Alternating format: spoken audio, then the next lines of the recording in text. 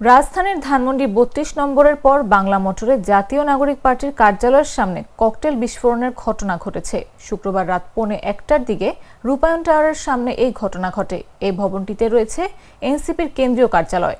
রমনা থানার duty officer Arup Talukdar বিষয়টি নিশ্চিত করে বলেন, আমরা ককটেল বিস্ফোরণের তথ্য পেয়েছি। রাত ১২টা নাগাদ ককটেলটি বিস্ফোরণ ঘটানো হয়েছে। আমাদের টিম সেখানে আছে। এর বেশি আপাতত তথ্য নেই। এদিকে প্রত্যক্ষদর্শী সূত্রে জানা গেছে, মোটরসাইকেলে করে একাধিক ব্যক্তি এসে ককটেল বিস্ফোরণ ঘটিয়ে পালিয়ে যায়।